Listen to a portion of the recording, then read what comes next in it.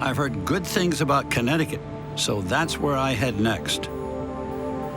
The gold dome of Connecticut's dignified state capitol is an emblem of the Gilded Age, a symbol of the traditional power and influence of a wealthy elite. But poorer neighborhoods in Hartford, New Haven, and Bridgeport lacked a clear voice in state politics. All that changed a decade ago in 2008, when Connecticut implemented public financing for state elections, one of 4 states using this model reform. Suddenly, new people could run for office, like Navy veteran Gary Winfield, now a state senator from New Haven. Could you have run without this public funding? Could you have afforded it? I could not have run under the old system of financing campaigns. I just couldn't have raised enough money to compete with an incumbent. Or Senator Marilyn Moore, who runs a nonprofit in Bridgeport helping African-American breast cancer patients. I'm a person from a low-income community who had children very young, who did depend on food stamps for a while. I would not have even thought about running for state senate without this funding. They personify the changing face of the legislature. More women, blacks, and Hispanics. Changes triggered by the scandal-driven resignation in 2004 of third-term Republican Governor John Rowland. I acknowledge that my poor judgment has brought us here. Rowland was sentenced to 1 year in prison for taking $100,000 in kickbacks from state contractors. The public was fed up with the corruption. There was a sense that the state, which had prided itself on pretty clean politics, had suddenly become tainted.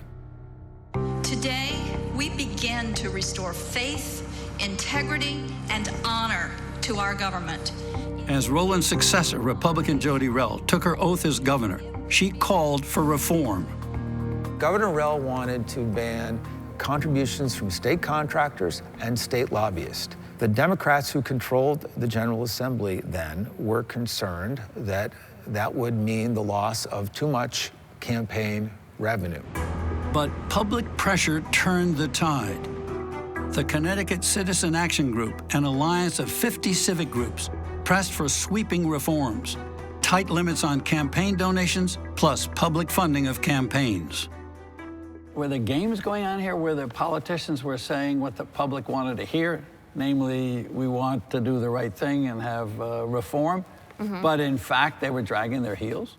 Yes, and the fact is that in order to get the legislature and the governor to embrace truly comprehensive reform, there had to be a lot of grassroots pressure on the outside. Thousands of phone calls. There were car washes for clean elections. We did all kinds of grassroots activities. Republican Senator Len Fasano, originally a skeptic, Governor Rell sought out senators, including myself, became a yes vote. Reporters say both parties got dragged into reform. Typically, the party in power and the leaders in the party in power resist either gerrymander reform or campaign finance reform because the system is working for them. How did Connecticut break that? What moved the legislature? What moved the people who liked the system they had? It was a moment in time where the public shaming worked, the outside pressure worked, and finally the inside game decided this was the way to go. The final vote to overhaul campaign finance came at 2:44 this morning. Eventually, it passed in special session. Much to everyone's surprise, we ended up with a system of public financing for legislative races and statewide races. The reform was bold. A tight lid of $100 on all private campaign donations, including lobbyists, plus public grants from $25,000 for House races, $110,000 for Senate, up to $3 million for the governor's race, later doubled to $6 million. To qualify, candidates must first prove popular support by raising a quota of small local contributions. $5 to $100 from individuals that live in their districts, and based on a qualifying amount, we give them public monies to run their campaigns. After that, no more fundraising, but using public funds is voluntary, so no one knew if candidates would do it. But right away in 2008, it took off. Today, it's solid. In 2014 and 2018, 80% of legislators from both parties used public funding. In 2014, all candidates for statewide offices used it. In 2018, 3/4 did. Total cost, $12 million for legislative elections, $30 million when statewide offices are also up for election. One big surprise, taxpayers don't foot the bill. No, there's no tax. The money that funds the Citizens Election Program comes from abandoned state properties. There's a multitude of monies that come into the state of Connecticut and then are dispersed. What's more, says Senate Republican leader Len Fasano, campaigns are better. I think campaigns are more issue-oriented, more focused on debates. You can have more conversations with your constituency as opposed to raising money. Public funding forces more interaction at the grassroots. You're balancing the budget off the lives of the poor. People are on the bottom. We don't see any of that money in our communities. I get how people feel about people in politics, right? I get that. I've been there. It's the reason I'm here, actually. Needing small donors to qualify, Winfield connects with everyday people. The older woman who's living by herself, trying to struggle to get by day, who has no way of interacting with me. You have a system of public financing that changes the way that I campaign.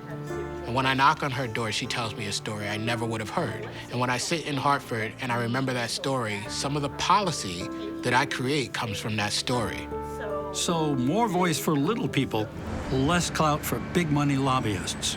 Relationships still matter, but they don't matter because of the checkbook that's in the lobbyist's breast pocket. We saw real changes in the power of lobbyists. We saw reforms in schools to get junk food out of schools. This was the state that was the first state to pass paid sick leave, and the business industry did not have the same kind of power. This bill addresses gun violence prevention. It was also easier, some say, to pass tough gun control legislation after the Sandy Hook school massacre in 2012. Groups like the NRA were not able to influence individual politicians here because they don't fund them. Republicans complained that after the Supreme Court Citizens United decision, Democrats loosened limits on campaign spending by parties and PACs. But in 2014, when Democratic leaders suggested abolishing the entire program to save money, lawmakers in both parties rebelled. There was an uprising.